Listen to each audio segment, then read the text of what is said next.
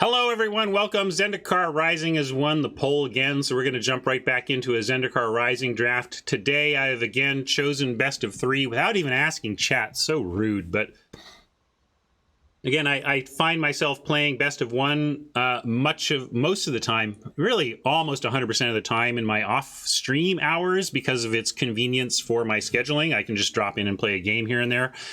So I really do enjoy the old best of three with you all on stream because I've got this time set aside dedicated to playing Magic. Might as well have the longer, more pure experience too with the sideboarding and plotting against how to respond to your opponent's strategies and bolster your own, all that stuff. That is also a part of your paper game, and I know you can figure out how to respond to your opponent's strategies across the kitchen table. Gosh, you play the same people over and over again, especially during a pandemic, and they bring out their pet decks, and they got that one card that just gets you all the time. There's always an answer. Come up with the answer to that thing that's bugging you in your friend's deck, in your spouse's deck, in your significant other's deck. And head over to cardkingdom.com, my sponsor, and they'll get you the tools to respond to anything your annoying opponent is trying to do to you. That's the self-correcting nature of Magic, right? Any deck you could come up with, I can come up with a deck that can beat your deck. Like if you focused purely on beating one existing deck, you can do it generally. And when you can't, that's when R&D starts banning stuff, right? So anyway, I don't know if Card King is going to help you figure out your own personal mini meta, but if you do, they're going to help you build the deck for it, right? So be sure to check them out. Get to them from my affiliate link in the panels, in my YouTube notes, in the chat there, and then they'll know you got there from here, and that helps keep me on the air. They stay happy with my contributions to their machine of cardboard. It's incredible. I've taken tours of Card Kingdom, and I thought I had a big Magic collection. I don't. I have my Magic collection is nothing compared to what they've got going on behind those walls. So check them out, and that'll be helping me out. And so we'll checking out Oni Spumoni's stuff over at Spumoni Works. Use the Go Shopping discount code for 15% off, and to sign Oni up for some digital design work for me. We got some more stuff to do around here. He's going to help with that, and you can help with my bill by shopping over at Spumoni Works with the Go Shopping discount code. All right, jumping in, getting to draft view here. See how fast this fills up. Didn't take too long yesterday, but you can hit me with some other AMAs. Who knows how long this will take today.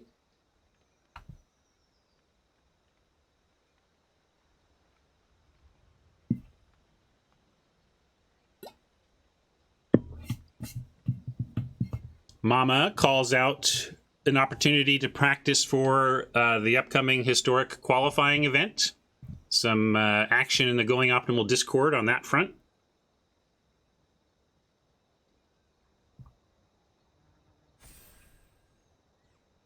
Yeah, if you want to help speed things along, feel free to jump in and draft with me. Just, be ethical. Don't hang around during the draft.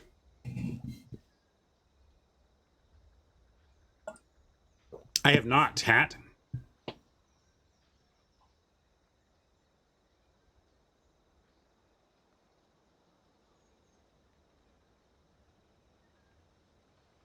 I have fans of my coffee on Loading Ready Run.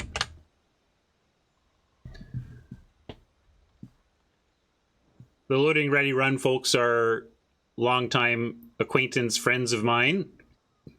Kind of like I wouldn't end up at any of their weddings or vice versa or anything like that, but I have done so much content work with the Loading Ready Run gang, especially even at my time at Wizards, because a lot of time, so my role at Wizards of the Coast for much of my time in R&D was Magic Online based, digital liaison between Magic Online and R&D, and also somewhat of a public face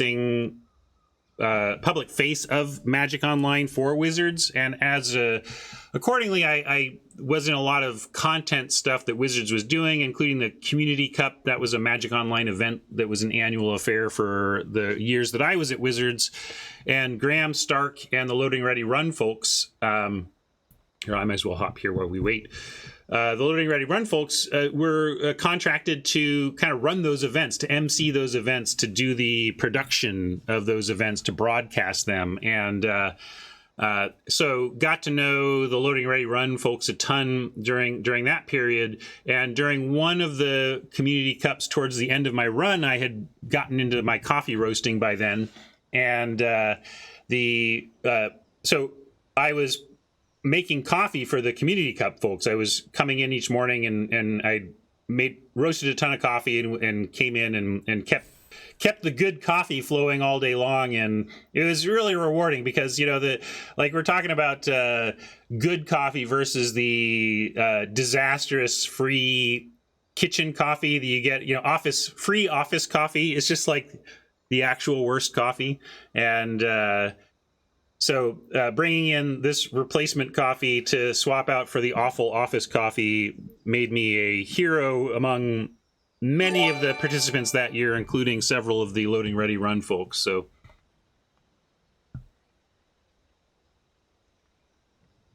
yeah, it was really rewarding, Hat. Like, it was one of the pros.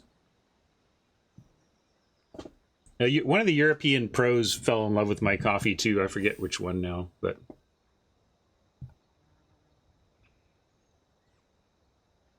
I think about 10 days is about right, Fenor. But I think it's all.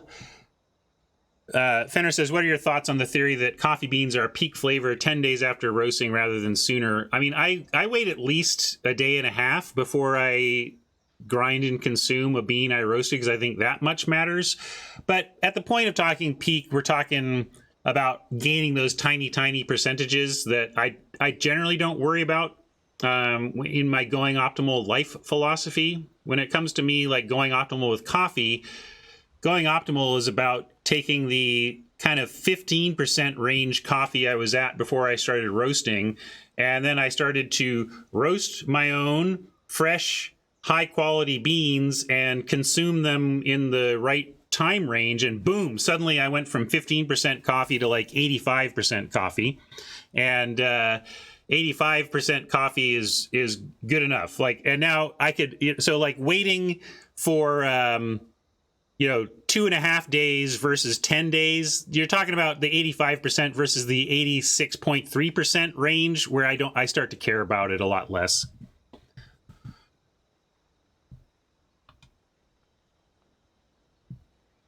Yeah, basically. Yep. How you're spending your time and how you're converting your time. All right, I'll give Rob a blah before we head in. Except I want to do, do we have a different blah? Where's my other? Here's blah 2. Take your blah blah to the blah blahologist. Hey, anything I can do to chew up Rob's channel points, you know what I mean?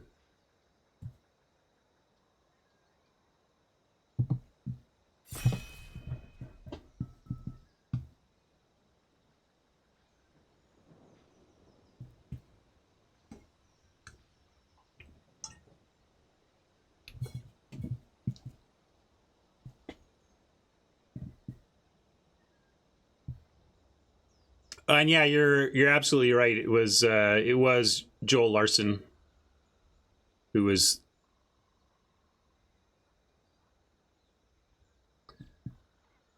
He like gave me credit for like saving his life, basically. He was so dragging. He was just a dragging mess and had this horrible hotel coffee and was just so sad, and then came in and had my coffee and turned into Superman. And then I think helped one of my opponents totally beat me. He like came over and sat down and was like, "Oh no, you got this." And then like, yeah, he's.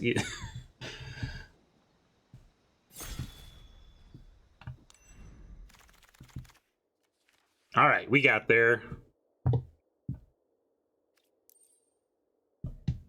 Interesting start. Very interesting start here. We've got a very powerful mythic in the sense that it is a land along with the other thing that it does. It's powerful in that it's a spland, but I don't think we need to start here. I would if I were gem conscious or collection building conscious. Like I only have 2 of these. I could probably draft another one, except this is my side account where we don't even care about collection building at all. So then it comes down to build-arounds. What are the best build-arounds here? And that's Attended Healer and Soaring Thought Thief. I think I'm going to go Healer because of both. There's a heavy contingent of blue here. We've got the Mythic. We've got Thoughts, Field Research, Grasp, Stalker. There's a lot of good blue here. There's only one other good black card, really, that's mono black, because this is really a blue-black, white-black card to me. So starting on the Healer sends the right signals downstream to me, too.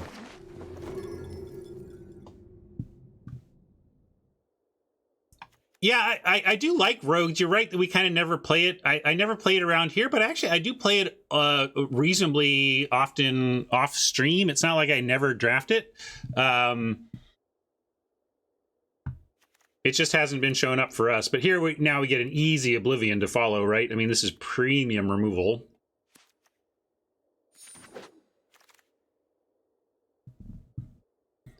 Binding, speaking of removal, not premium. We agree on that. Is Stampede just better? I still think Binding might be better than Stampede, but this is very close to me. The flexibility of a Spland, or the I guess Stampede breaks the tie here for me because we have Attended Healer. Yeah, Pablo calls that. That's what I was thinking about. Like, Stampede isn't generally good in the abstract. It's good because it's on a land, and therefore, hey, at least it's something. But it's only good in a really, truly part of a strategy when you're going wide. And we do actually have that possibility with the Healer and could end up with more. So I think it is worth taking here. And Binding is just medium removal.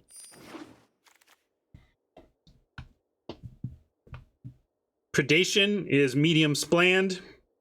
Vanquish is the better pick here. We are passing a bit of a, the blue is continuing to flow. There's good blue going around, but I like how we started here, and Vanquish is a perfect follow at this point. Fenrir finds Vanquish and Drain to be a close pick. They may be close in terms of their power level as castable in the format, but I think Vanquish is ultimately less replaceable as removal. Whereas, like, Mind Drain, if I have 0, so be it. But Vanquish, if I have 0 removal, that's a problem. So let's take and not that I have 0, and we have the Journey, but my point is, first Vanquish, much more important to me than first Mind Drain, even if their game-to-game impact might be actually similar. Oh, wrong Amulet. I saw Amulet, I saw a Relic and got excited that we might get the Cleric Relic, but that's not the right Relic. And now I'm wondering, though, if we take it, we could take Outrider or Felidar as playables in our color that we're heavily in. I suppose we should do that. Yeah, because this Amulet's just not doing anything for us yet. We could pivot towards blue, but then we'd really be looking to pivot towards blue-white.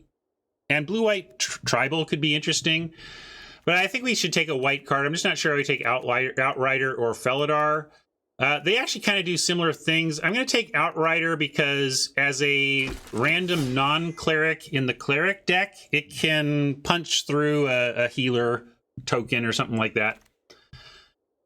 Yeah, spec on Amulet. It's sometimes you play them even in non-traditional deck, like non-wizard decks, but I didn't like it there. Yeah, now it's Banneret or Drain, but again, Banneret is arguable, again, given the healer. If we successfully do this thing, this also contributes to go wide. But Banneret, yeah, Banneret and Mind Drain are pretty close for me here in this pack, actually.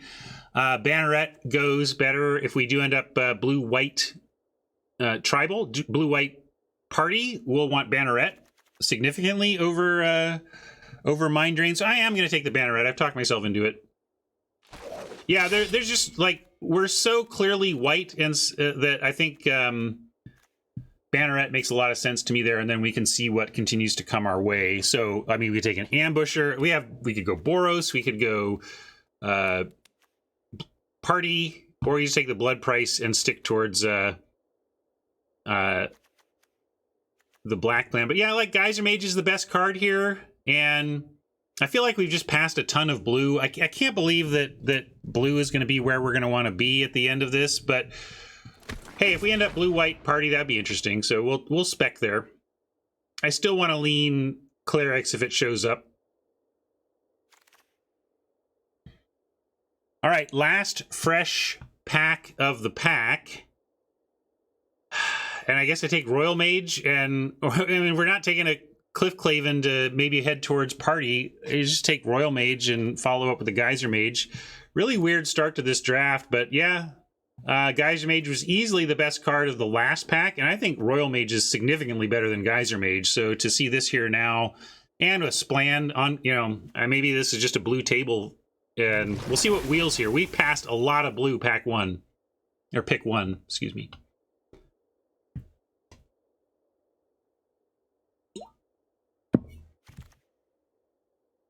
We passed a lot of blue, and here it all is. Okay. Like, I love Glacial Grasp. I love Seafloor Stalker. I do not love Seer, but I love all three of these blue cards.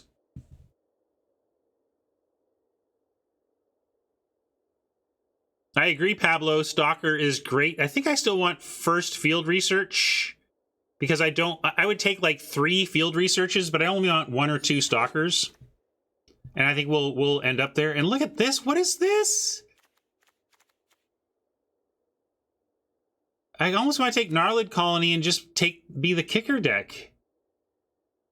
Or I'm going to take Riptide and see. Clerics is definitely not open. So maybe I'll take Colony. It'd be weird if we pivot to... But look at this. The table is screaming at us to do so. Clerics may be likely to be open, but geez. I think we take Visionary.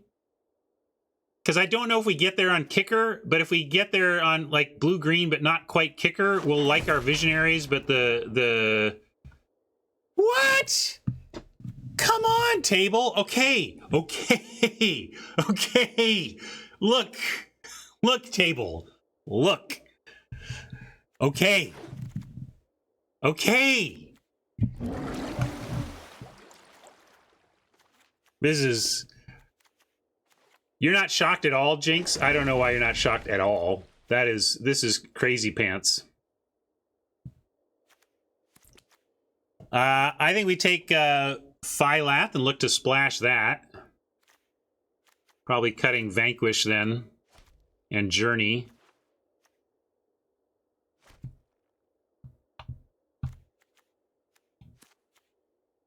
It's funny, we got Spoils, which would have been the type of card to push me into the blue-white. But we'll take Sculptor and listen to the table. Now the Relic Vial shows up. F you, Relic Vial. You had your chance and you bailed on us. Hey, it's the Kicker rare land. I never get the Kicker rare land when I'm doing Kicker. We could take this, but probably should just take the Rabid Bite. This is cute, but Bite is just better. Yeah, it's not even. Yeah, it's kind of bad. It might negatively impact your win percentage to run it, but I think if you're doing 3-color Kicker, probably not. Another Journey, and of course the Cleric stuff starts to flow. We knew it would. I feel like we're in the right place, though. We can take a Pack Beast to help with the splash and to give us a 2. Rabid Bite number 2, though, makes some sense. So does the Field Research. But I am in on blue-green. Like, the table just screamed at us to step in and be this color pair. So we're going to do that. You like the Visionary? I think I like Rabid Bite number 2 or Pack Beast over Visionary. Green is wide open, so if we pass Visionary, we might wheel it. I'm going to take the Pack Beast narrowly. It just kind of slides in the right way here for me. Thank you for that sub. In terms of just being what the deck needs at this point in time, I think. Another Rabid Bite opportunity. We'll take this one. Second Rabid Bite over Scythe Kitty or Marasa or... Hazard is interesting. Hazard as a assist on the World Sculptor splash is totally reasonable, actually. Maybe I should do that. But Rabid Bite is pretty good removal. I'm going to take Rabid Bite, but I think there's a really good argument for that Hazard there. Here's an opportunity for a Stalker, but we can also get a Spland. And I do like one Stalker in this type of deck. You tend not to have a lot of rogues, but you have a lot of other stuff, and then suddenly it's like, oh, I can activate this for 2 and have an unblockable 3/3. Like, that's good. Is it enough better than a Spland to take over a random Spland? I think I still like random Spland. We have a couple packs left to get a Stalker. This is interesting too. The Warrior 2-drop. I would absolutely play that, but I still like the Fortification better.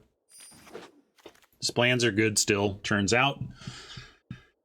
And yeah, sadly the Cleric deck, of course, is coming on strong in pack 2, but we thought that might happen given that we didn't pass anything for it. So take Survivor here, though. Hey, this is what we're talking about. Definitely in the right lane. Jinx's opinions aside, Bubble Snare is way better than a 13th pick and is justifiable in the 3rd to 6th range quite easily. But with 2 Rabid Bites and a Bubble Snare already, I'm going to go for the 2-for-1 over the removal spell.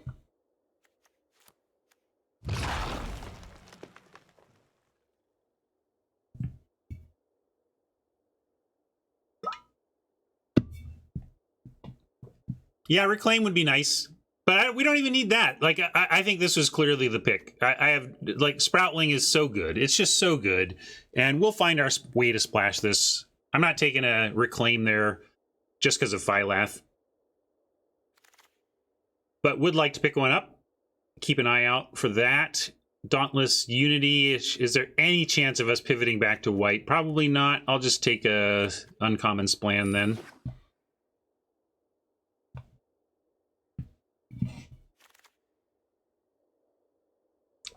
Colony makes it back pretty good for us.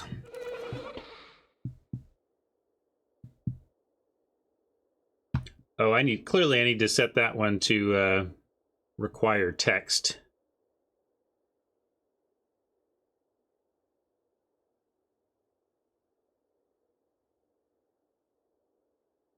Yeah, hold on. It now requires text, Tat, but you'll just have to tell me what your submission is.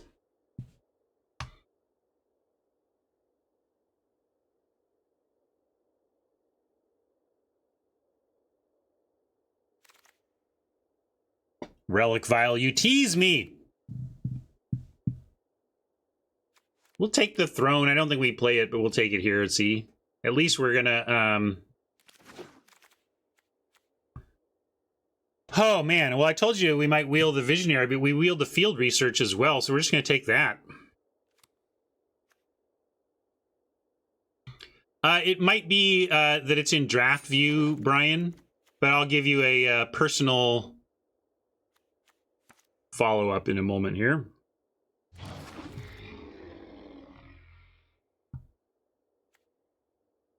Sometimes the scene I'm in changes what stuff is hooked up.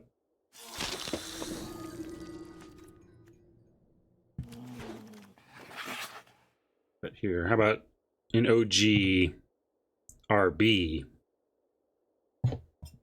Oh, except I'm in the wrong scene. Hold on. Let me get my pick selected. Vine Gecko is going to be our pick quite happily. This is a fantastic card for this deck. And then I'm going to go to this scene so that I can go here and hook up Brian with this. Some say I never heard of ya, a rap burglar.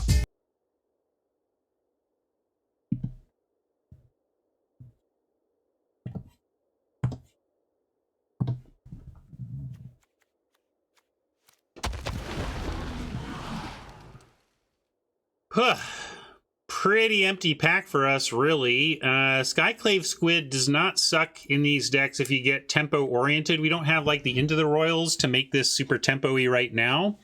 It's still a fine card, and I think I want Squid #1 over Rabid Bite #3. Although maybe we just want 3 Rabid Bites. Is that we don't have a lot of heft. We got the 5/5, but it's not like we got a stomper, but like we're not casting 4-power creatures or anything.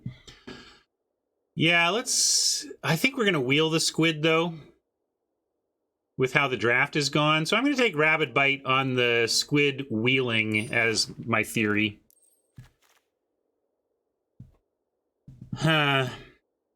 Kind of a weak pack. We have double field research already, so I'm not so interested in the plunder. We've got that job filled, but we could take an ascetic. Yeah, I knew Fenner was going to chime in on the ascetic. Fenner has talked up the ascetic historically on, especially in this type of deck. And yeah, it does. It slots into the to this type of deck, okay, because really what we're trying to do is make it to 6. When the kicker deck gets to 6, you get kicked Field Research, kicked Cunning Geyser Mage, kicked Royal Mage. It all just starts going at 6. So Ascetic on 5 gives you life and a blocker to help you make it to that 6 slot. So now we have Visionary versus Windrider. Let's see what we want to take here. I think we just want Visionary number 2. Windrider is fine, but our 3s are filled out pretty well, and our 4s are not. So I'm going to take Visionary over Rider. Ruin Crab, Field Research, or Bubble Snare. Maybe if we were rogues, I would be more interested in a Singleton Ruin Crab, or if this were earlier in the draft and we had a chance to get a second, we could take that. But definitely want a second Bubble Snare over 3rd Field Research.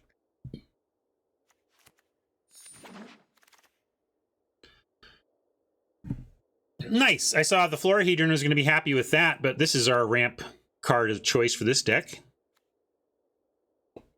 It's the Thing. Stomper turning out to be a randomly great, like, 14th pick or wherever we got it. Like, we have a couple of splans, so that's going to come in handy. Ah, this is interesting. We could take Spellcraft in that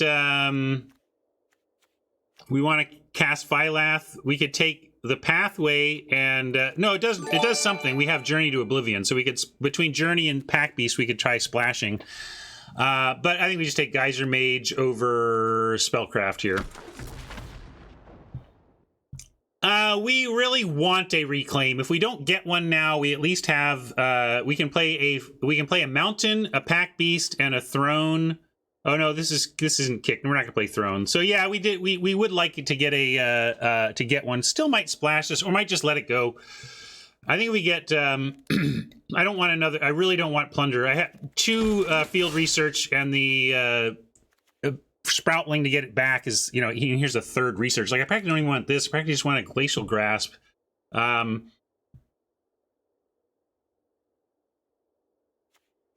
I think we want... This can really help you survive, but I think we have the tools. I'll take the 3rd Research. Looks like we're not going to splash, though. The squid came back. That's what I thought would happen. I think we just don't... This deck is great, though. The inability to splash is...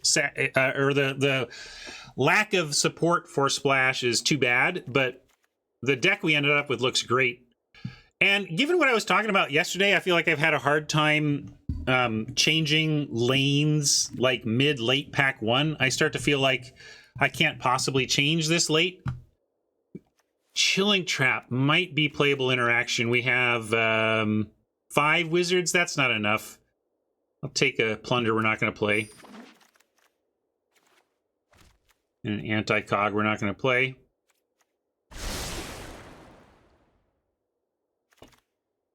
Another Field Research. Maybe there's a world in which we play 4, but I'm not even sure we play 3. But anyway, I kind of got off my track a little bit. I feel like I've been failing to read late pack 1 signals and switch when appropriate, and we did it today, so I feel good about that. I don't know how we're going to do today. I don't know how good the deck is relative to all the possibilities of the seat or whatever, but I'm happy that feeling like I have not been switching, I have not been drafting enough of the hard way. And today we managed to draft the hard way and find an open lane and get paid off for it. This is a good deck.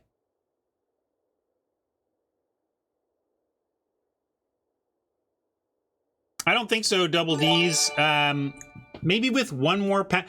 Pack Beast is an extremely vulnerable splash source, but I would not be willing to go like 2 mountains and a Pack Beast. So if I'm not willing to play, and I'm not willing to play more than 2 mountains, basically.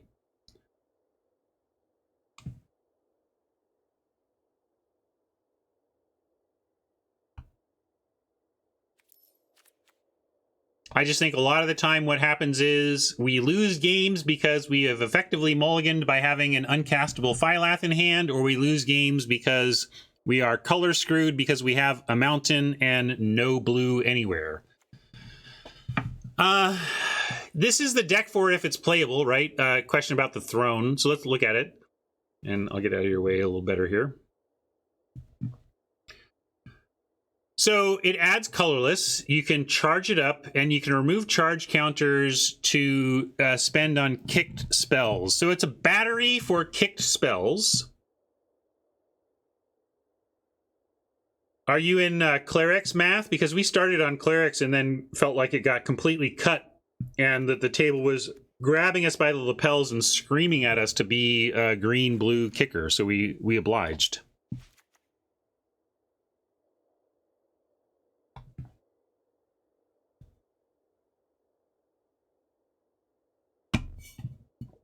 Well, black-red party, so there you go. So we found a lot of white was flowing, but no black was flowing, which knocked us out of Clerics, so there you go.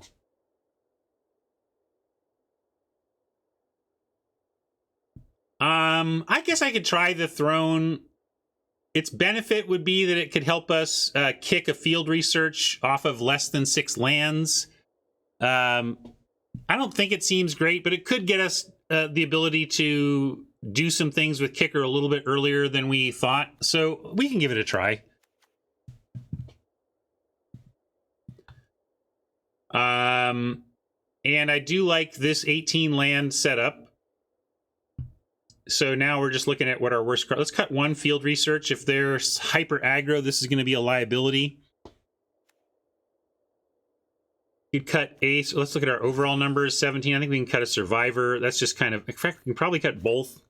Because we've got Squid, Royal Mage, Double Colony, Gecko, and Pack Beast. 1, 2, 3, 4, 5, 6 twos.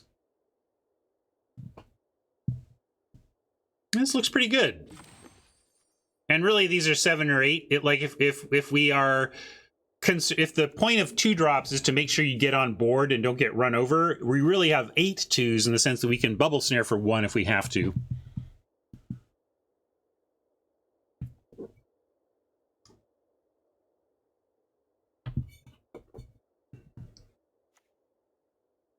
All right. Let's name it based on the kind of forcing of the table. The pod forced us into kicker, forced kicker. We're kind of like if we have to kick, we're fighting, right? So we're conscripted.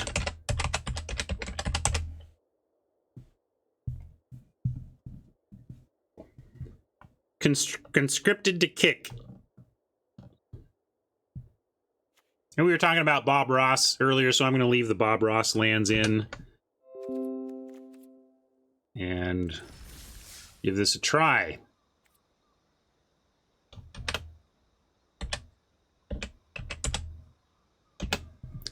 How well do you think we're going to do today?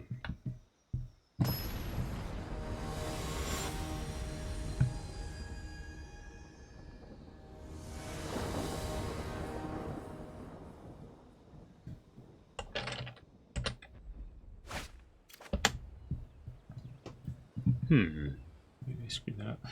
How's this look? This does not look great. There is nothing to do here for quite a while. It is keepable, Fenor, but it's keepable, which is to say you can make the argument to keep it, but should we? I think too much has to go right with this hand. I'm going to mulligan. This looks a lot better. We're going to risk it with a land. 2, we've got Vine Gecko on 2, and 3 draws to find a land for the familiar, so I like those odds. You don't like sending the forest? What do you want to send? Visionary? Obviously, we're not sending snare, gecko, or familiar. Fenrir would not be greedy. I'm so greedy. Watch, it's gonna be fine.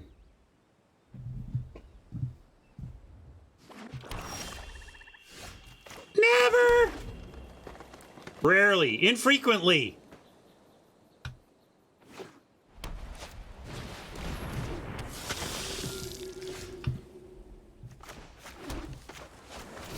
Scary. Cleric's gonna get big and scary, but we have a Geyser Mage to reset it and a Bubble Snare to tap it down. I don't know what this attack offer is, but I'm not going to accept.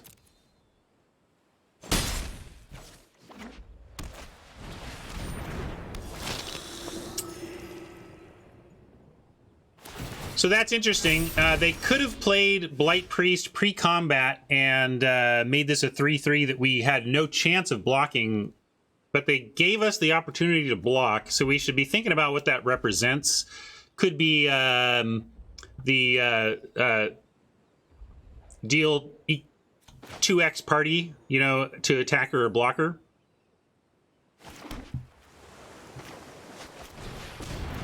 This is okay, though. We get... next turn, 1, 2, 3, 4, 5 mana plus a kicker discount, meaning we can really kick a Geyser Mage next turn if we want. Yeah, Subtle Strike could have been it. That's a good call. I like Subtle Strike is the better spell in that spot.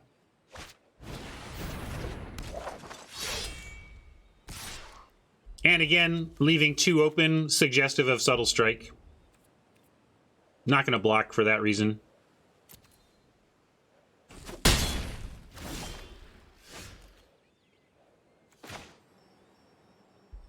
Make a big colony. But let's go ahead. I like resetting the Cleric of Life's Bond here. Although we can... let's let it get 1 turn bigger, I suppose. We'll make the colony and then reset it. We could also make the colony and unkick and just lock it down. Right? Because we go...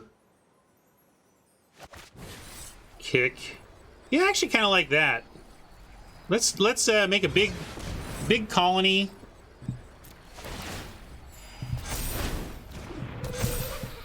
And snare the Cleric.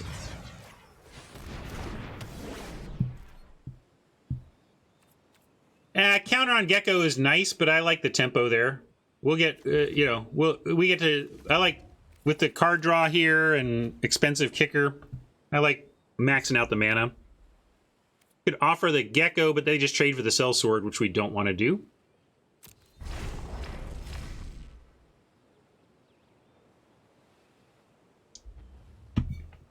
One problem, of course, the snare here is that clerics entering the battlefield still trigger all this stuff, so that's a notable concern. Also, a notable concern is that 4/6 is just large. It's like, it doesn't even matter much what this does other than be large.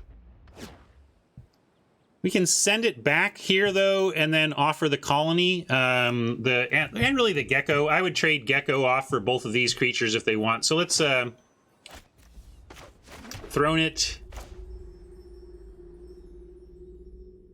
Let's see, am I going to have... Okay, this is going to be 1, 2, 3, 4, 5, which is not going to leave us the mana to put a counter on this, so might as well use this mana. Just trying to figure out if I needed to use the throne mana or not.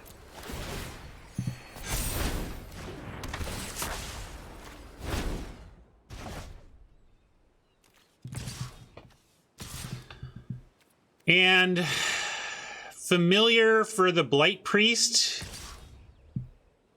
Although they do have the 1 white, this could be what I was talking about. It could be the deal 4. I guess we'll find that out. I'm not going to send the familiar, though. So if this is deal 4, yeah. We trade. It's still a 1-for-1, so I was willing to offer it.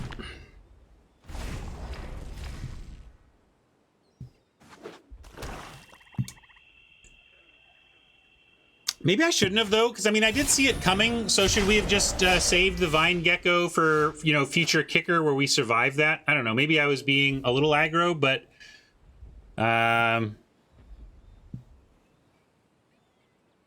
now we have a fortification that can allow us to trade off for the Colossus, but I think we start on the Visionary regardless. And now we do have the mana for a throne, so we'll cast it off of the non-throne mana.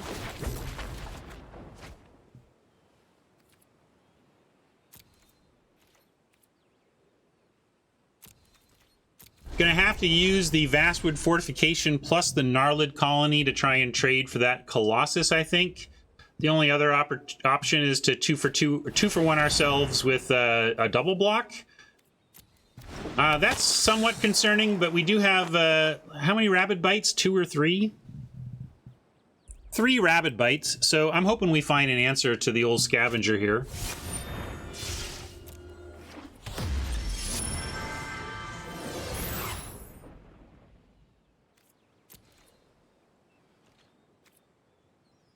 Oh, let's remember to use this land, or I should really take it out. Field research is welcome in that it will help us find a Rabid Bite. Is this a bomb? This is a bomb. What about this is a bomb? I guess if you get the mana, you can start doing that thing. Yeah, I suppose it doesn't take too much to get there. You've got... well, you don't get the white, so you only get the black. So they need 1, 2, 3, 4... they need 7. That's pretty expensive.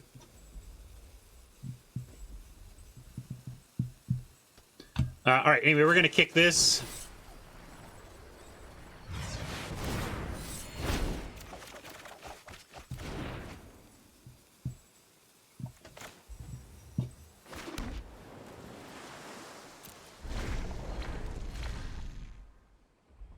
We have a lot of card draw and a little bit of removal, so hopefully we can, you know, work this out. Do we care about... I mean, I could go for the double block here. Interesting that they did not go for this attack when we had fortification mana up, and now they are. We didn't have Bite, though, Fenor. I don't know what you mean. Like, we just drew Bite. I drew 3 cards. With the throne? But the throne, like, what does that do? Let's see, remove.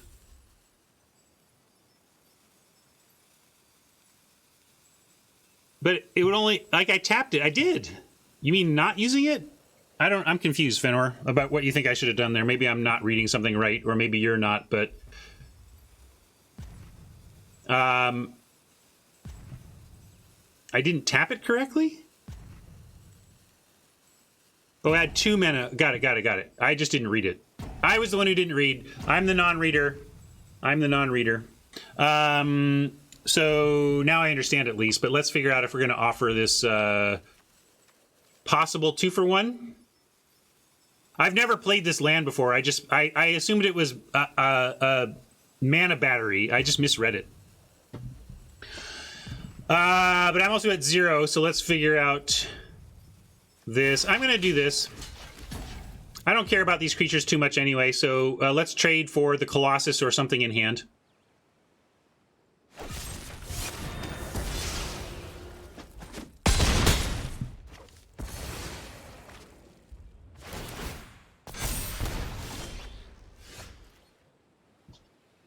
Okay, so now we could even... we could fortify the colony and then bite. And maybe get to the point where we can bite the beacon. I think that's about all we got. And I'm going to do it all right now. Yeah, we have 3 green. I mean, there's a couple ways we have 3 green, really. If I go 1, 2, 3, 4, 5, 6, 6 mana, 5, 4, and then I can go bite. Yeah, we get to do it all, really.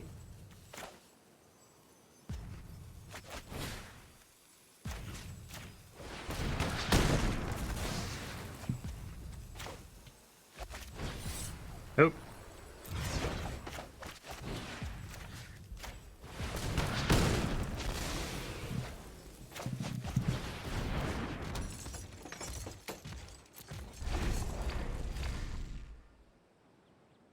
So, still have a problem in the beacon here eventually, but...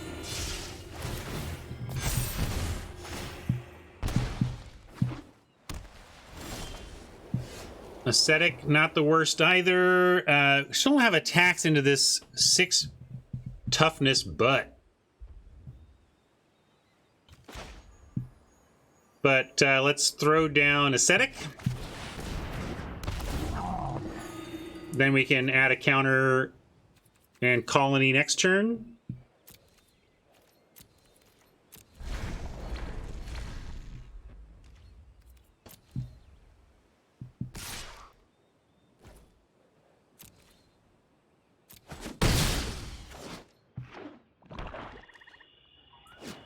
Now they're at draw 2 levels on Tazri, so we need an answer for Tazri, or we need some, you know, I don't know.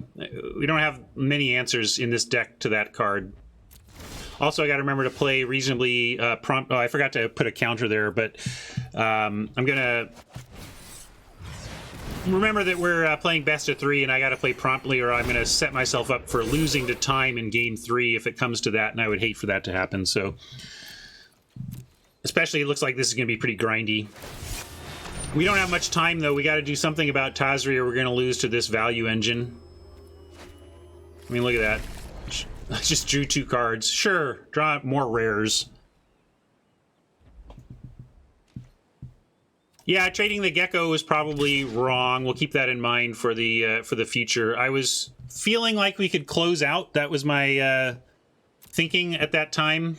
Surion, that we were enough on the front foot to try and really apply pressure, but that ended up not being the case, and probably knew that with Tazri in the waiting in the wings. So this is going to be tough because our removal is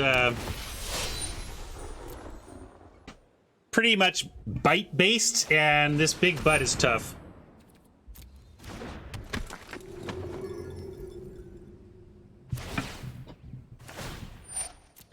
I'm not going to scoop yet, but it's close.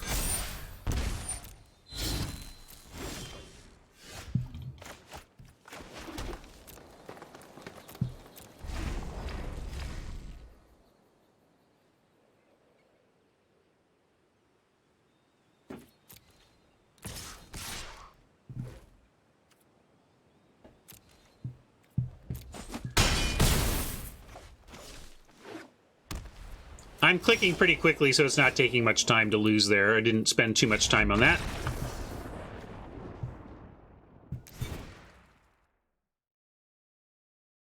Cool to hear that they're going for mobile with Arena.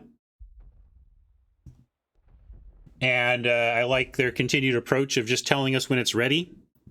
Don't tell us something is... don't give us dates until you're sure of them. That's a historical problem with Wizards. Maybe we're supposed to splash the Phylat to have some beefy answers. Maybe I just need to be more patient with my own beef. Survivors could pump up some stuff. Because splashing is super costly, Surion. Splashing with what? With what? You want to take... See these islands? They cast our blue spells. And these forests, they cast our green spells. And when you remove islands or forests for something that doesn't produce blue or green, you can't cast your blue spells or your green spells. Sorry, that was snarky. I know you know that. But sometimes repeating the fundamental obvious thing is helpful just because it's like, yeah, let's not forget that there's a real cost in splashing.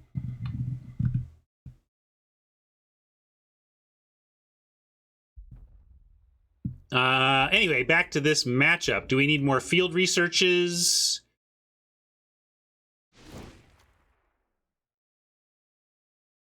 We could try countering the creatures we don't like, but that seems tough too.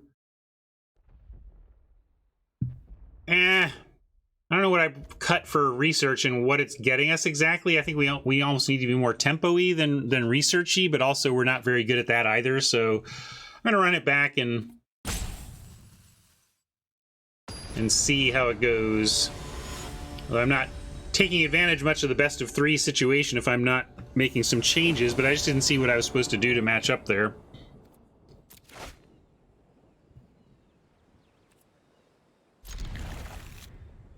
Be nice if we found a 2 besides the colony so we could set up a kicked colony on 5 for the Riptide. Like, we found an alternate 2. We go alternate 2, 3, 4, 5, 6, and that would be incredible. Magic Gods being cute. Yes, that is a 2, but not what I meant.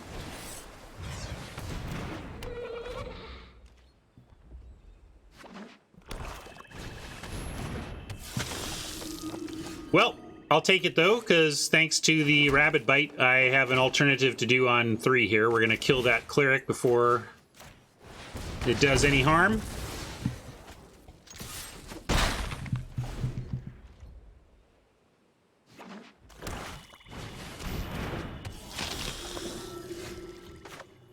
Going to happily offer the colony for that. Visionary after.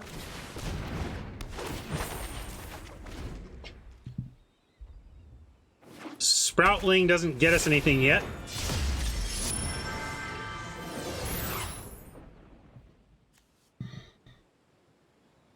That doesn't seem particularly fair. But I'll happily trade that off.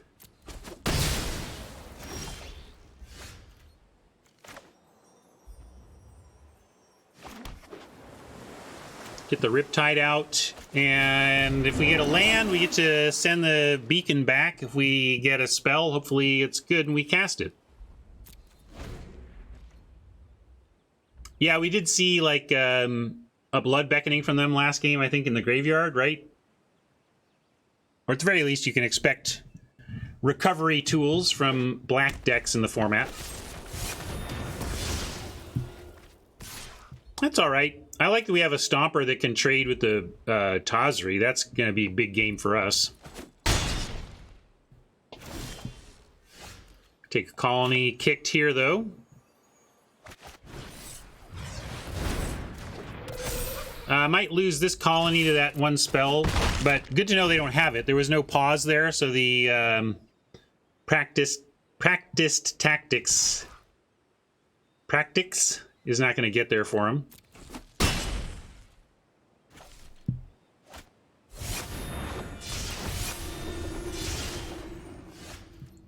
Can't seem to find our 6th land, but we do keep finding stuff to do otherwise. So Ascetic plus Colony can threaten to block Tazri, but I'll start with a colony, big colony attack.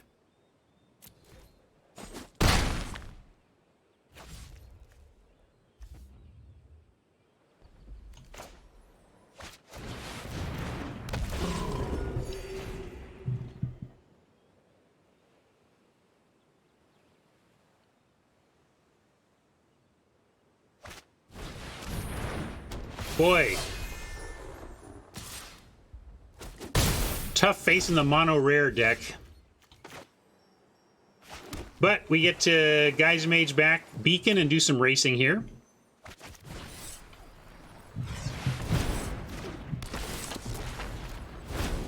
And I'm going to offer the colony for 9 points of damage.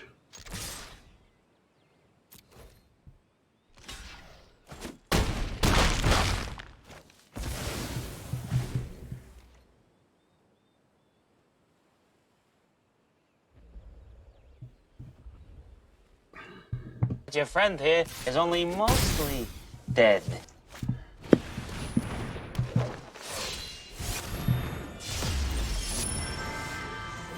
All right, that's one of the things we needed. We're Rabid Bite, Sproutling. Can't kick Sproutling and play the Rabid Bite. That's too bad, but we really need to bite the hero, but we also need to... Maybe we just stomp. Yeah, if we stomp here, we threaten blocks below. We take one more hit in the air, and then we can bite in the air and have a ground blocker. That makes sense. No reason to return any of those. We don't have landfall. Yeah, maybe we just bite Tazri and ignore the Shepherd.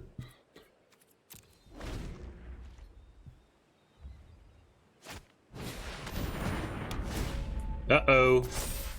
Instead, how about we die? I mean...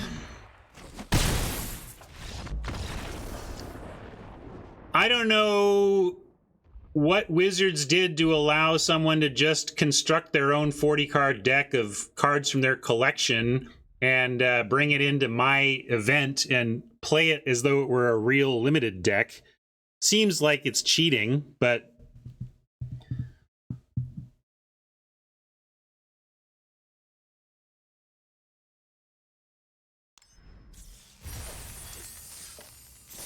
Well, as a nuts and bolts spike, the only thing to do is look back and ask what you could have done differently, and the answer is be more careful with my Vine Gecko in game 1.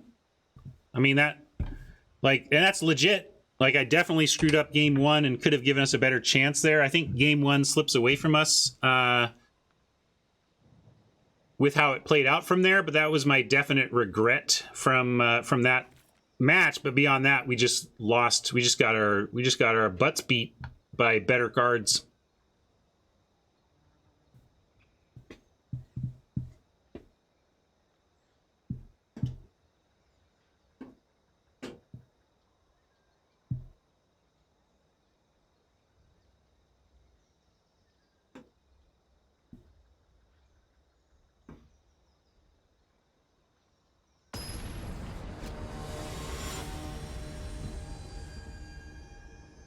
Well, anybody who guessed 3 wins on this is wrongo, but hopefully if you guessed 2, I'll still deliver.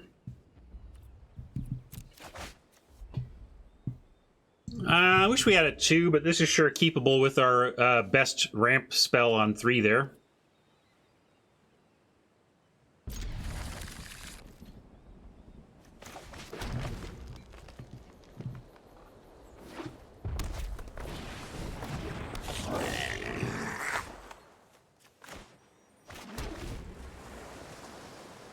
Sneaking Guide is one of those starts that's reassuring or scary depending on the opponent.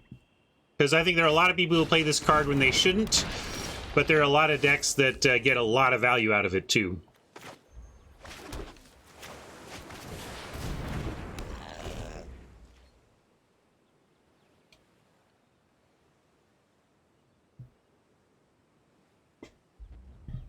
We do have a Vastwood. I'm not sure what the context of your conversation is, War Furnace, but there is a Vastwood Vastwood fortification in the deck.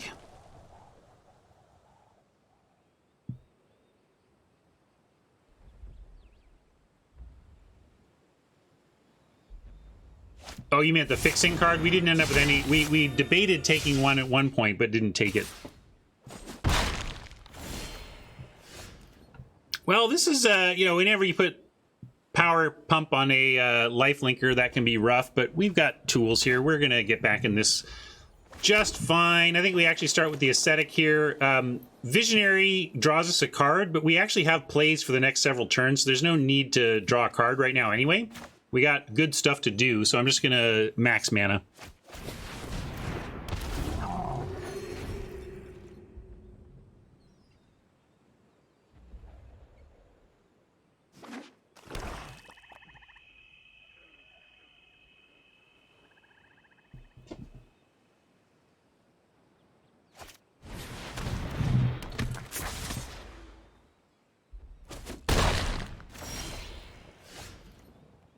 Get like, I need a slip sliding away meme. Too late though. Slip sliding away.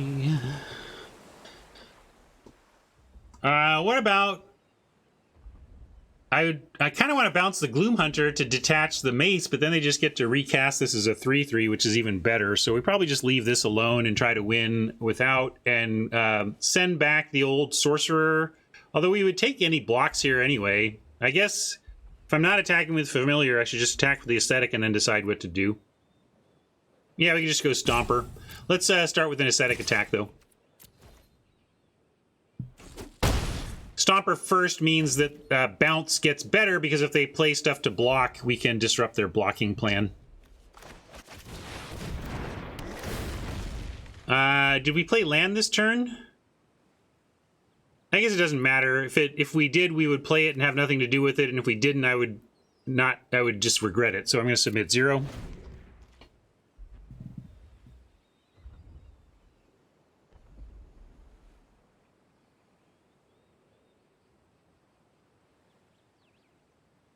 I've definitely come up on Aesthetic, but I think it's hyperbole to call it the second best common. It's still a 5-drop that is effectively a curve filler at 5. It's just good at that job.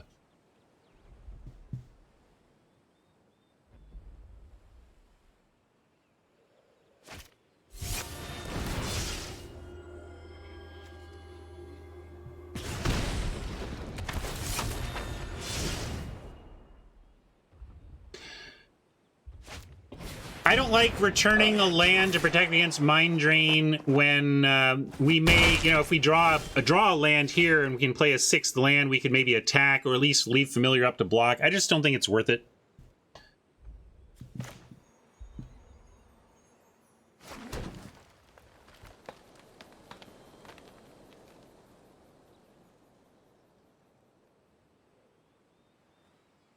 What are we bouncing here? We could also... I want to get some... We got a spell to get back with Royal Mage. We can send back the Night Runner ahead of... Because we don't want it to start guiding. Let's do that and then crash in.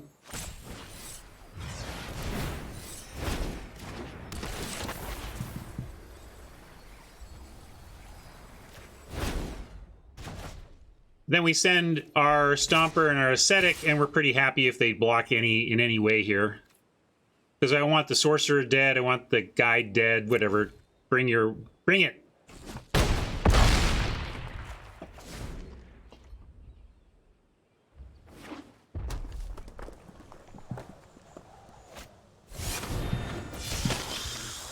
It's a card we've seen a lot of in our last couple of weeks. Obviously powerful, and we're having trouble finding our way here. I really liked our draft, but we're struggling to find a win. Let's draw a card. Maybe we get a Rabid Bite. We got 3 of them, so let's find a bite.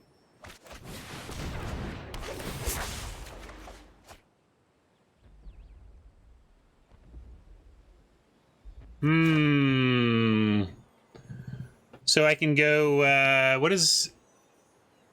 Are we just dead? We're not just dead. We're at 1 on the current. Unless they have... Do they have no... Yeah, they have no...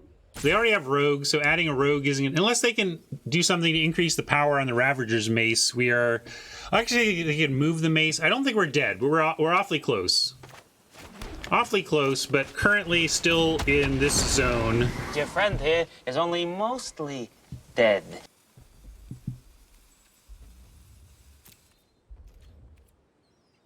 And do we... I guess we're still swinging, because I know they have Death Touch, but what else are we doing?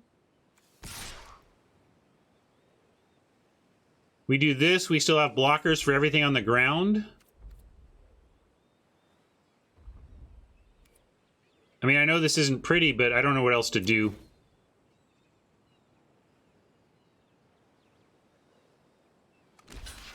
If they move the Mace, though, we still have the blockers, right?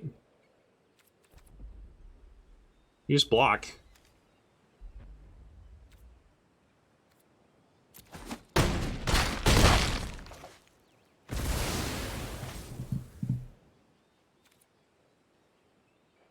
We can't block the Flyers. If they move the Mace to the ground, dude, we block.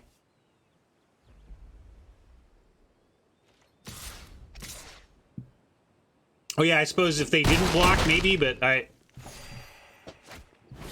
math is for people with a prayer, I don't know.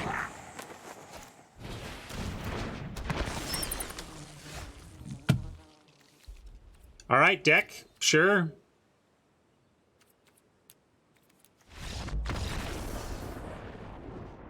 Well, maybe this is the day to test my saline processing power, because it's been disappointing, but I'm not like tilty or anything. It's just Magic hasn't gone our way today.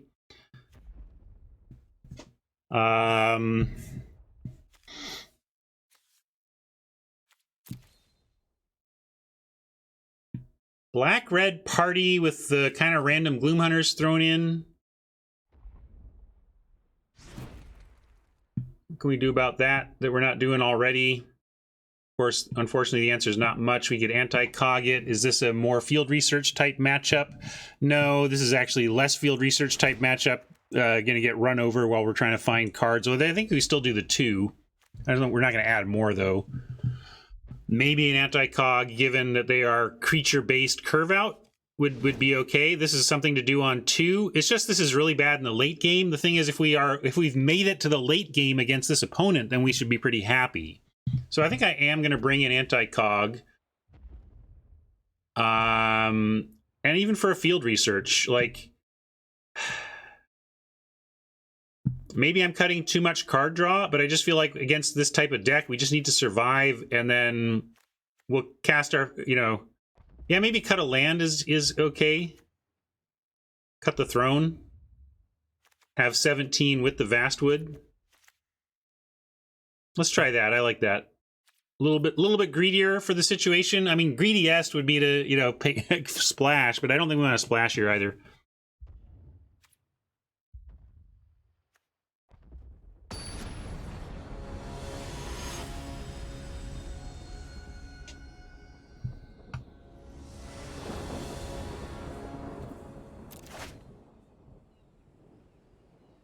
Funny deck. Maybe if one of these was an island, I would consider it, because then you're at least field researching on 3 after colonying on 2, but we got to mulligan this. And now we're going to ditch the Ascetic. And at least this hand looks pretty good. It'd be better with an Ascetic, but it's pretty good.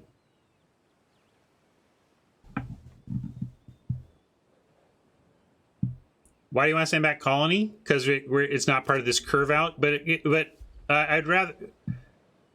Yeah, I guess if we're not going to play Colony on 2, you could argue that we're going to play it on 5. And if we're going to play it on 5, we may as well play the Ascetic. So that's interesting.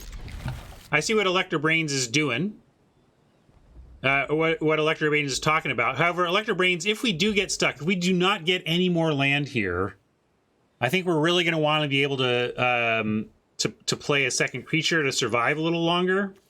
So it's I see where Electro Brains is coming from, but it's the case in which we don't draw land for a few turns where I would want to have the colony. So I'm going to ditch the Ascetic only on the feeling that if we do get stalled on lands, we're going to want a speed bump while we try to find our land.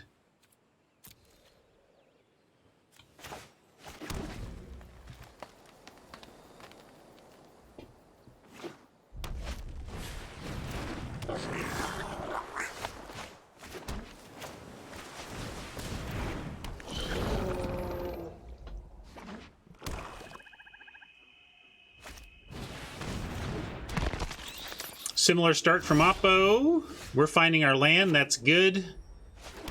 Gonna offer them a squid for anything they got, of course. I don't think they're gonna take it.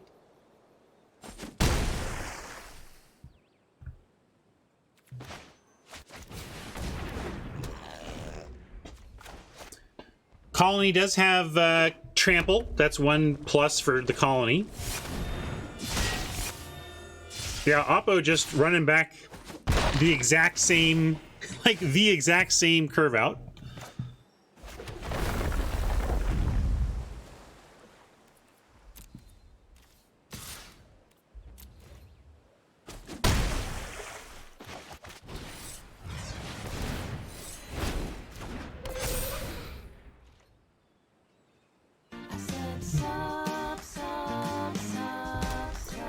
So with perfect information, we see that the ascetic would have been better than the colony, but we just didn't know that at the time, so we made the choice we made.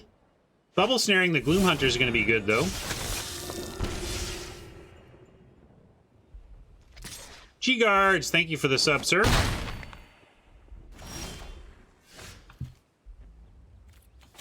I'm going to needlessly kick the Bubble Snare for the 2 life.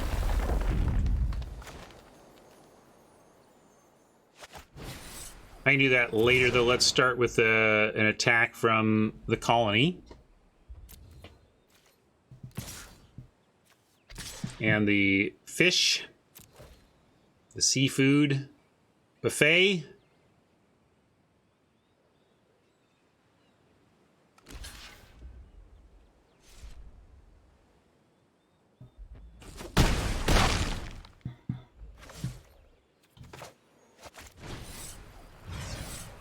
I guess, like, I would kick it and get 2 life, but by holding up a blocker, I potentially get 3 life, so I'm not going to kick it.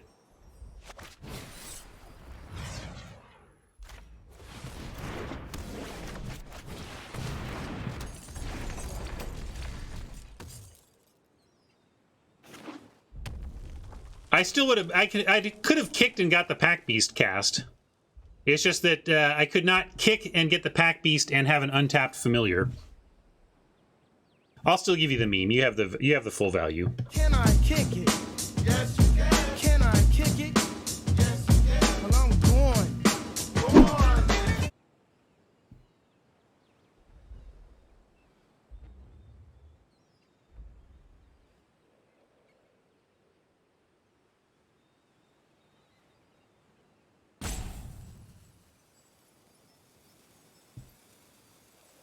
Well, if they spend the whole turn moving the mace, that's not the worst.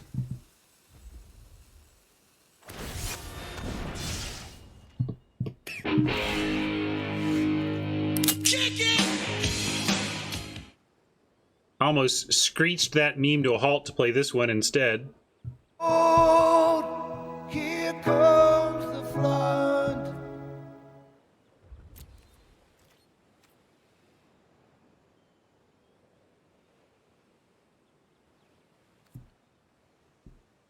Are we the beatdown? I mean, this Pack Beast trades for every one of their blockers. Maybe I should have played the land. I didn't think I was attacking this turn.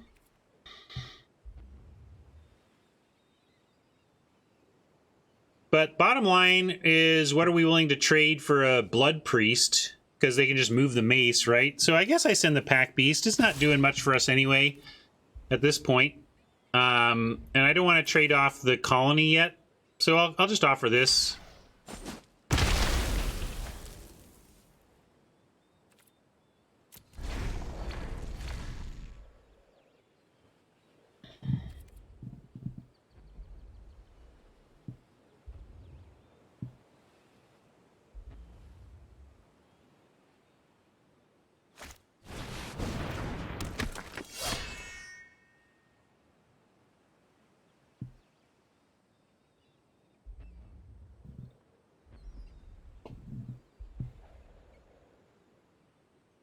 Warrior, Cleric, Wizard. They ditched their rogue. They had a full party, but decided it wasn't relevant.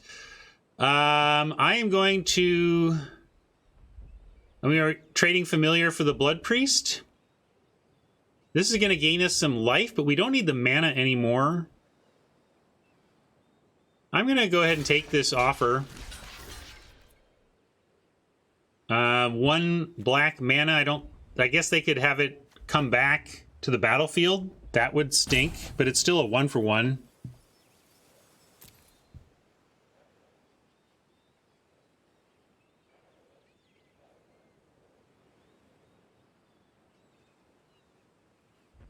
It's a 1-for-1 that would unequip the equipment at least.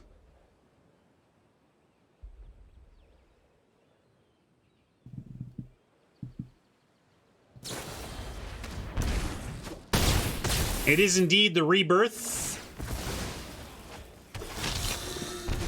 And that does indeed suck a little bit, but it's also mitigated as explained. We have card draw. I'm not going to get cute with my land play here. I think we offer squid for either of those, but continue to hold the colony back.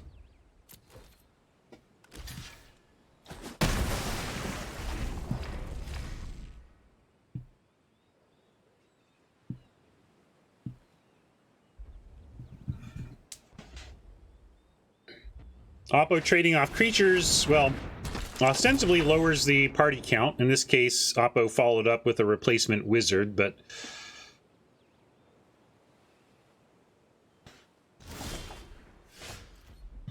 All right, well, we can bounce something and make a 5/5 while we're at it. This as a 3, 4, 5, 6, 7, 8, 9, like... This, if we bounce the sorcerer, this could be equipped and they could get us to 1.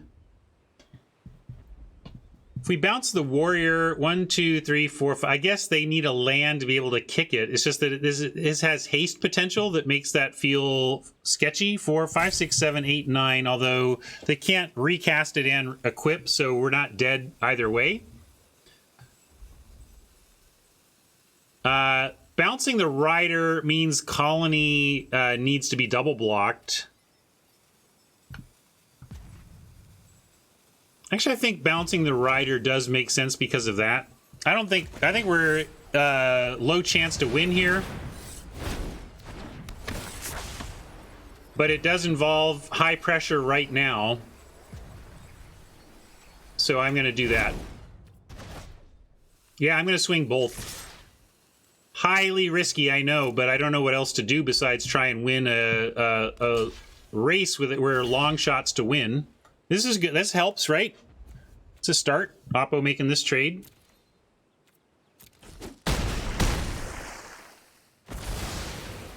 Yeah, it could be thwart. I mean, all of this suggests that we're... I mean, you hope that Manu here is just making some mistakes, but more than likely Manu is just setting up for a win. Although, I mean, all right. Now, if this gets equipped, that's not very big. Both of these trade. I'm going to keep swinging. Just keep swinging. Just keep swinging.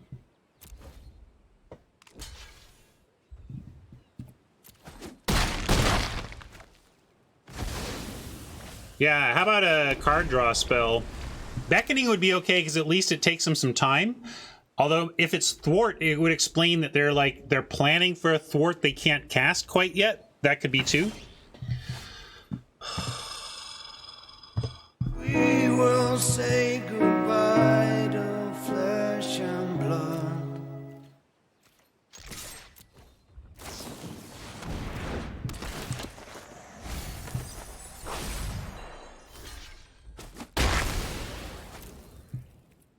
Yeah, I'm going to continue to not mess around. If we do find our card draw, I want as much land in play as we can get.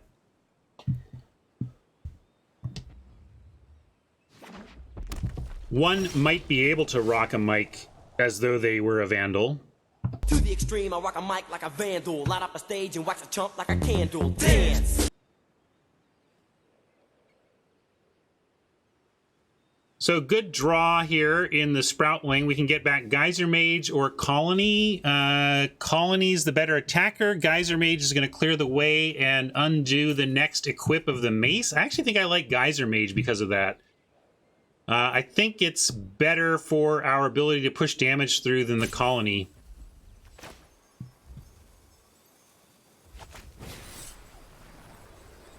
True. Geyser Mage Sproutling, and we can get it all. Heck, we could get Geyser Mage and cast it right now just to have extra bodies. We put 6 power, and they don't seem to have anything. I still think we wait. We're going to use that as a bounce spell.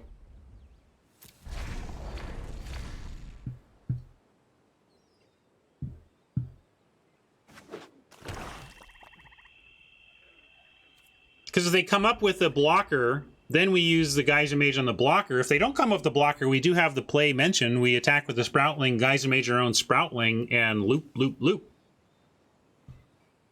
Yeah, it looks like this is the thwart we were expecting. So it looks like chat had it read, which is that Oppo is making trades ahead of a thwart they couldn't quite pull off yet. But now we get to continue. Okay, this is good too. So yeah, Royal Mage gets back... oh, nothing. Why can't we find a spell for our Royal Mages? Don't we have some? I swear we have some spells. Vastwood Fortification, Anti-Cog, 3 Rabid Bites, 2 Field Researches. Not a ton, really, but some. We just are getting a little bit unlucky to have nothing. We could attack. Yeah, attack and let them block how they want, because they're probably going to block either way, right, G-Guards? Garrett's suggesting just attack first and then see.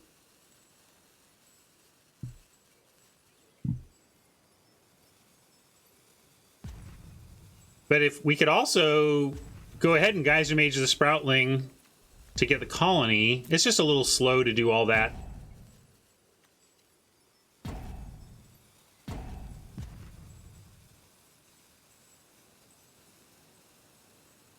Yeah, that's a good point, though. Attack first and bounce a tapped Sproutling. Well, they're going to block and trade with a Sproutling, though, G-Guards. If you want to return the Sproutling, we got to do that now. This is not... You think this is just going to get unblocked? What? No. No. Or maybe I'm missing something, but I don't think we attack and... But if a trade here is good for us, then War Furnace, as War Furnace says, Garrett, like, why not us choose what trades? So I'm going to go with us choosing what trades. And I want to trade for the Scorch Rider and get rid of the thing that has haste anyway. Well, it doesn't matter. This has 4 and is hasty. This is 3 and pings. You know, I mean, they're different. They're different cards.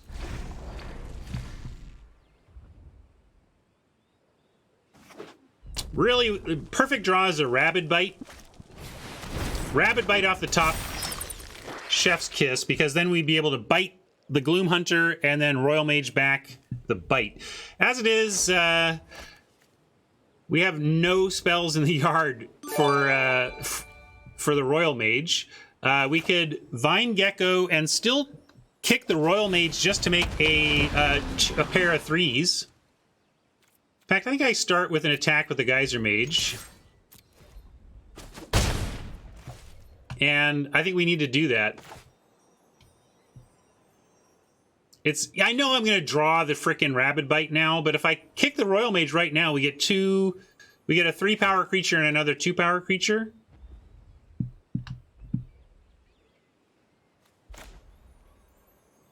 The only thing is, like, if we do draw the Rabid Bite, we can still get the 3-powered creature, right? We Rabid Bite and then kick it, and we still have this 3-powered. But we lose the ability to attack with a 2/1. I'm going to go for it. Yeah, we would if because it gives us a 2/1 to attack with next turn. That's what I just worked through math. Like, the reason to do it this turn is to have an attacker. That's the only difference. Have an attacker versus not. To wait, we get a second bite. We can't do the second bite that turn, but if we wait, we go bite, get it back, bite again later. And if we don't wait, we don't get to bite again later, but we get to attack with a 2/1 next turn. And I think that's worth it because we're losing a long game here, and we're trying to get... yeah, I get it, but it's like... But it means they can't block the Gecko, right? It's just, like, it's extra attackers. Yes, a 2/1 does not measure up well against a 3/3, but the 3/3 is going to be busy with our other 3 powers.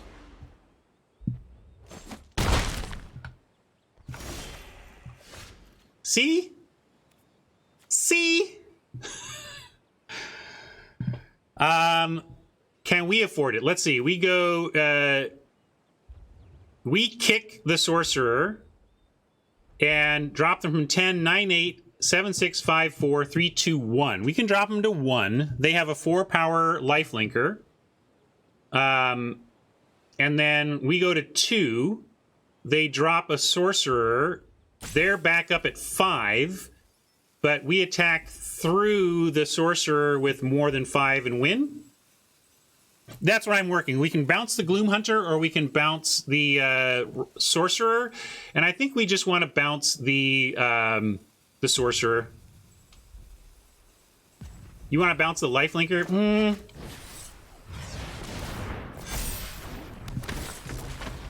If we bounce the Gloom Hunter, if we do this and we attack, they could eat.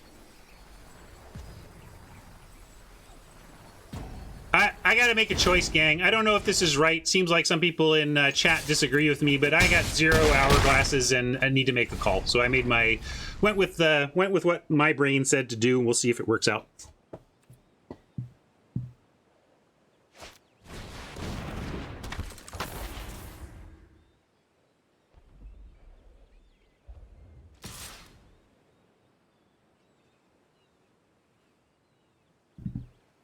I get that it's bad if they draw a creature and we win if they don't. What I'm not certain of is if bouncing the Gloom Hunter gave us a better chance in the long run. I really don't know. I didn't have time to figure it out.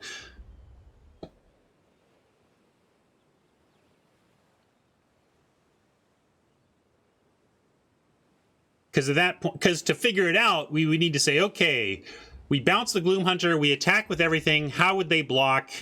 What do they do on their next turn? And then what does our follow-up attack look like? And I just didn't have the time to process that.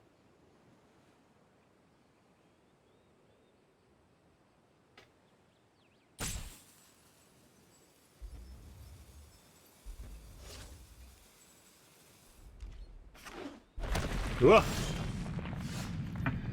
Okay, so now if we swing away, they're at a virtual 5, and they block our 2 biggest, block, and they die, right? So we got them. I think they're just dead. They don't? Oh, they have the Barons. Thank you. Right. They have the Barons.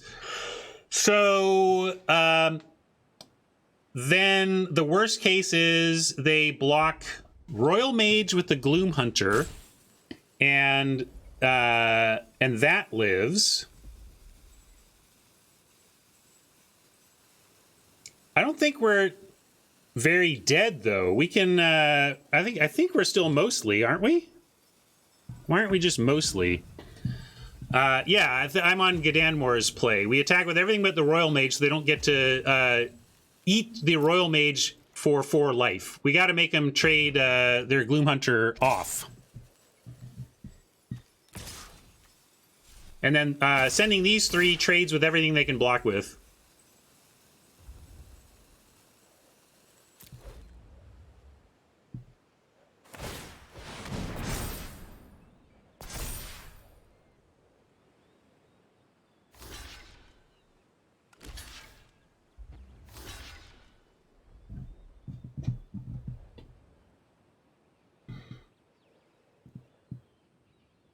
It's been a fun game. Again, I gotta just enjoy the fun of Magic here. I don't know. They didn't. I think Oppo misplayed a little bit there. They could have gotten away with 1 less block. I guess because they just knew they were going to rip exactly what they need, and that we can't rip anything. So why would you even worry about it? Like, why would you worry about it if you're Oppo? You just close your eyes and click and wait for the magic gods to punish your opponent. Seems good. Still only mostly, though, here. We're not dead yet. Your friend here is only mostly dead.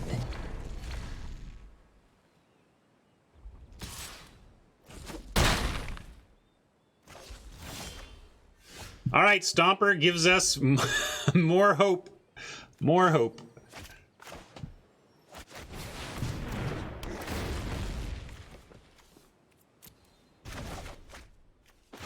Scare him. We don't survive removal, but we do have a double block.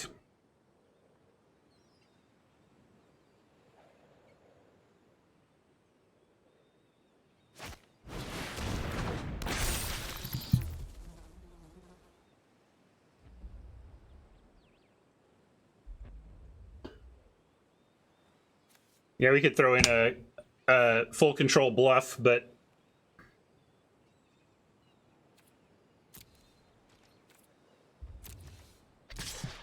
no, that was a technically pause there for him.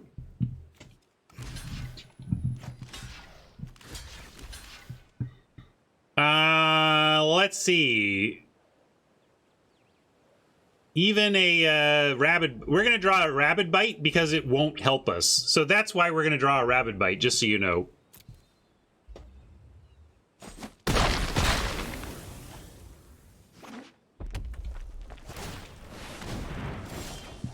Hey, we drew something that helped?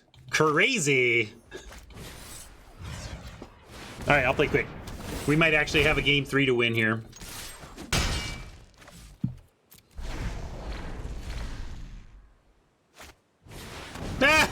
Never mind. Oppo made it simple. Ah, well. You're not getting me today, Magic. You're not getting me.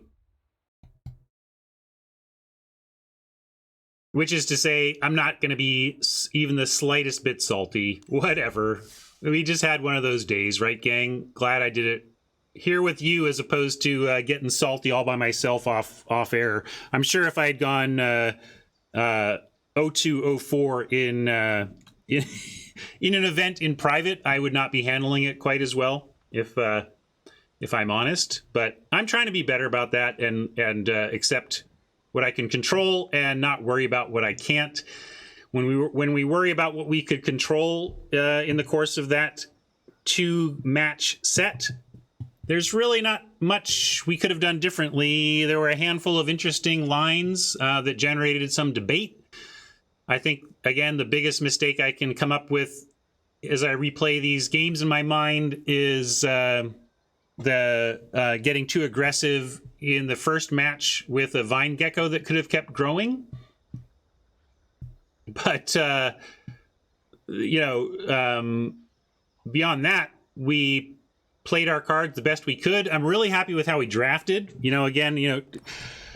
Positive takeaways from 0204. I thought this deck ended up great, especially where we started, because our first 5 picks, I believe, were white and black. I don't think we played any of our first 5 picks. So the fact that we figured out to switch lanes 5 picks in and abandon our first 5 and get the better deck out of it really makes me happy, and is why maybe partly why I'm not too upset here, that I feel like all I can do is try to grow as a player and fill in the known holes in my gameplay that I have. And I identified that a place where I'm struggling is in switching to an open lane later in pack 1 than I have been. And so even though we didn't win a single game today, I feel like I'm walking away a Magic winner because I successfully identified a leak in my game and took steps to improve it, and did. So despite no success on the win-loss, we had some success in adjusting our game for the better. And as a nuts and bolts Spike, that's how you ride these waves. That's how you let go of an 04 and not be too salty about it. So we grew as Magic players while getting ground under boot heels today. I'll take it. Bye, YouTube.